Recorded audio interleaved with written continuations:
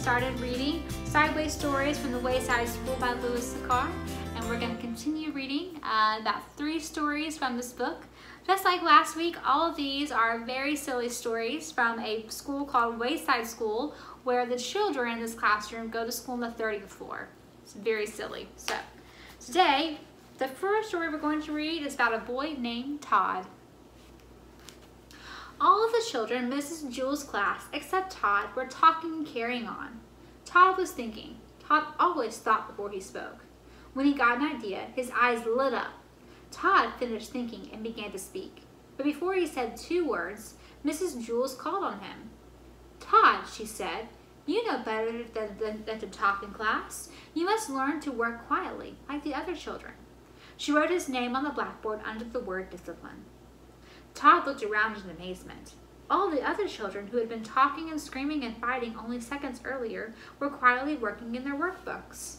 Todd scratched his head. A child was given 3 chances in Mrs. Jewell's class. The first time he did something wrong, Mrs. Jewell wrote his name on the blackboard under the word discipline. The second time he did something wrong, she put a check next to his name. And the third time he did something wrong, she circled his name. Todd reached into his desk and pulled out his workbook. Sorry, I'm a little bit tired today, guys. He had only started on it when he felt someone tap him on the shoulder. It was Joy. "What page are you on?" Joy asked. "Page 4, Todd whispered. "I'm on page 11, said Joy. Todd didn't say anything. He didn't want to get back in trouble. He just went back to work. 5 minutes later, Joy tapped him again. Todd ignored her, so Joy poked him in the back with her pencil. Todd pretended he didn't notice. Joy got up from her seat and sharpened her pencil. She came back and poked it in Todd's back. "What page are you on?" she asked. "Page 5, Todd answered. "Boy, are you dumb," said Joy. "I'm on page 21. "This isn't a race," Todd whispered. 5 minutes later, Joy pulled Todd's hair and didn't let go until he turned around. "What page are you on?" she demanded. "Page 6, Todd answered as quietly as he could. "I'm on page 200. "Will you please let me do my work and stop bothering me?" Mrs. Jewell heard him. "Todd, what did I say about talking in class?" Todd scratched his head. Mrs. Jewell put a check next to Todd's name on the blackboard under the word discipline. Todd really tried to be good. He knew that if he talked one more time, Mrs. Jewell would circle his name. Then he'd have to go home early, at 12 o'clock, on the kindergarten bus, just as he had the day before and the day before that. In fact, there hadn't been a day since Mrs. Jewell took over the class that she didn't send Todd home early. She said she did it for his own good. The other children went home at 2 o'clock. But Todd wasn't really bad. He just always got caught. He really wanted to stay past 12 o'clock. He wanted to find out what the class did from 12 to 2. But it didn't look as though this was going to be his day. It was only 10:30, and he already had 2 strikes against him. He sealed his lips and went back to work. There was a knock on the door. Mrs. Jewell opened it. 2 men stepped in wearing masks and holding guns. "Give us all your money," they demanded. "All I have is a nickel," said Mrs. Jewell. "I have a dime," said Marcia. "I have 13 cents, said Leslie. "I have 4 cents, says Damien. "What kind of bank is this?" asked one of the robbers. "It's not a bank, it's a school," said Todd. "Can't you read?" "No," said the robbers. "Neither can I," said Todd. "Do you mean we walked all the way up 30 flights of stairs for nothing?" said the robber. "Don't you have anything valuable?" Todd's eyes lit up. "We sure do," he said. "We have knowledge." He grabbed Joy's workbook and gave it to the robbers. "Knowledge is more valuable than money." "Thanks, kid," said one of the robbers. "Maybe I'll give up being a criminal and become a scientist," said the other. They left the room without hurting anybody. "Now I don't have a workbook now," complained Joy. Mrs. Jewell gave her a new one, and Joy had to start all the way back at the beginning. "Hey, Joy, what page are you on?" asked Todd. "Page 1, Joy sighed. "I'm on page 8, laughed Todd triumphantly. Jewell heard him. She circled his name. Todd had 3 strikes against him. At 12 o'clock, he left the room to go home early on the kindergarten bus. But this time when he left, he was like a star baseball player leaving the field. All the children stood up, clapped their hands, and whistled. Todd scratched his head. Okay, the next story is called Bibi. Bibi was a girl with short brown hair, a little Bibi nose, totally tiny toes, and big brown eyes. Her full name was Bibi Gunn. She was the fastest draw in Mrs. Jewell's class. She could draw a cat in less than 45 seconds, a dog in less than 30, and a flower in less than 8 seconds. But of course, Bibi never drew just one dog or one cat or one flower. Art was from 12:30 to 1:30. Why, in that time, she could draw 50 cats, 100 flowers, and 20 dogs, and several eggs or watermelons. It took her the same amount of time to draw a watermelon as an egg. Calvin sat next to Bibi. He didn't think he was very good at art.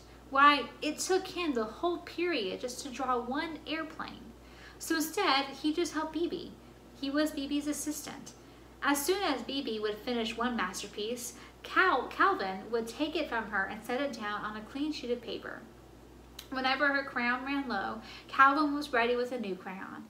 That way, Bibi didn't have to waste any time. And in return, Bibi would draw 5 or 6 airplanes for Calvin. It was 12:30, time for art. Bibi was ready. On her desk was a sheet of yellow construction paper. In her hand was a green crayon. Calvin was ready. He held a stack of paper and a box of crayons. Ready, Bibi, said Calvin. Ready, Calvin, said Bibi. Okay, said Mrs. Jewell, time for art. She had hardly finished her sentence when Bibi had already drawn a picture of a leaf. Calvin took it from her and put another piece of paper down. Red, called Bibi. Calvin handed Bibi a red crayon. Blue, called Bibi. He gave her a blue crayon.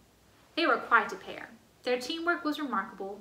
Bibi drew pictures as fast as Calvin could pick up the old paper and set down the new. A fish, an apple, 3 cherries, bing, bing, bing.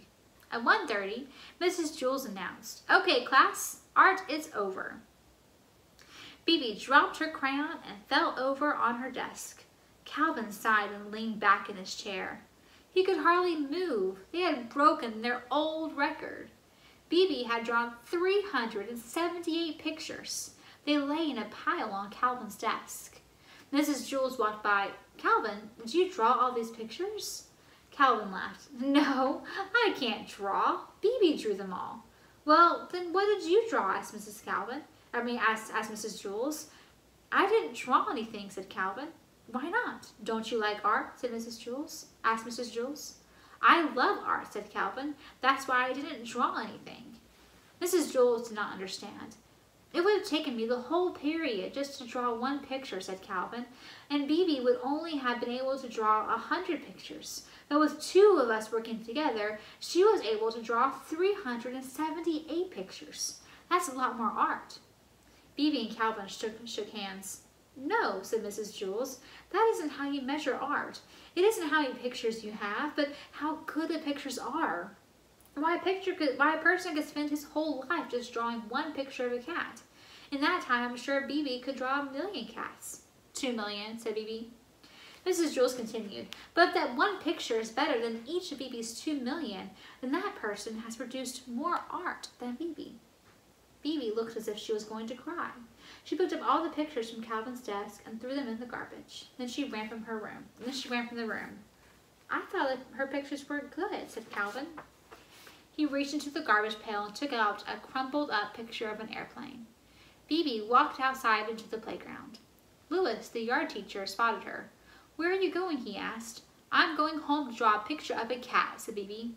Will you bring it to school tomorrow and show it to me? Will you bring it to school and show it to me tomorrow? Louis asked. Tomorrow, laughed Bibi. By tomorrow, I doubt if I'll even be able to finish one whisker. Okay. Alright, for our last story today, we are now going to read about Calvin, Bibi's helper. Calvin had a big round face. Calvin, said Mrs. Jewell, I want you to take this note to Mrs. Zarves for me.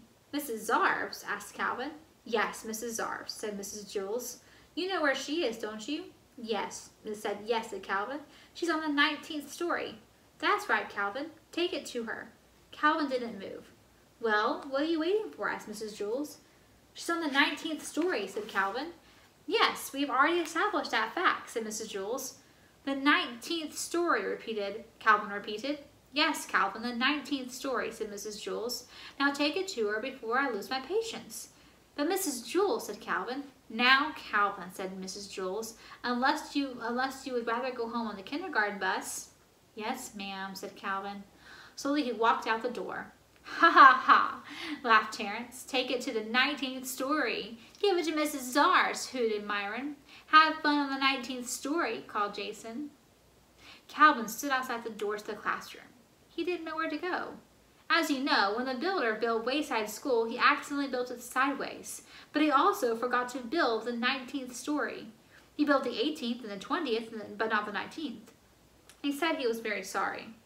There was also no Mrs. Zars. Mrs. Zars taught the class in the 19th story. Since there was no 19th story, there was no Mrs. Zars. And besides that, as if Calvin didn't have enough problems, there was no note. Mrs. Jules had never given Calvin the note. Boy, this is just great, thought Calvin. Just great.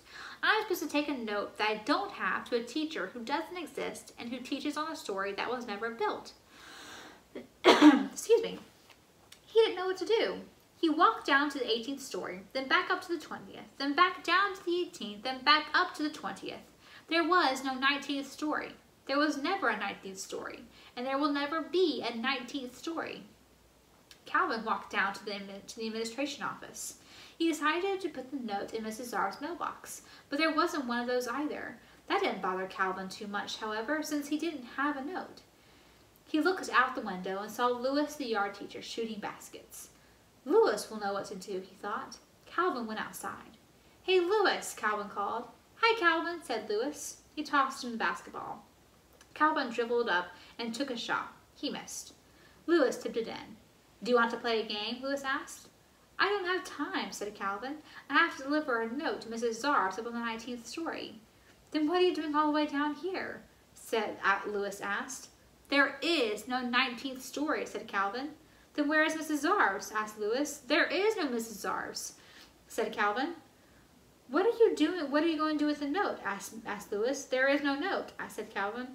I understand, said Louis. That's good, said Calvin, because I sure don't. It's very simple. You are not supposed to take no notes to no teachers. You already haven't done it. Calvin still didn't understand. I'll just have to tell Mrs. Jules that I couldn't deliver the note, he said. That's good, said Louis. The truth is always best. Besides, I don't think I understand what I said either. Calvin walked back up to the 30 flights of stairs to Mrs. Jules' class. Thank you very much, Calvin, said Mrs. Jules. Calvin said, Mrs. Jules interrupted him. That was a very important note, and I'm glad I was able to count on you.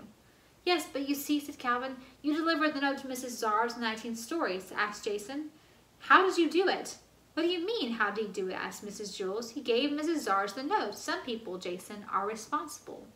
But you see, Mrs. Jules, said Calvin, the note was very important, said Mrs. Jules. I told Mrs. Zars not to meet me for lunch. Don't worry, said Calvin. She won't. Good, said Mrs. Jules. I have a coffee can full of Tootsie Roll Pops on my desk. You may help yourself to one for being such a good messenger. Thanks, said Calvin. But really, it was nothing. And that is where we will leave it today. Bye, guys.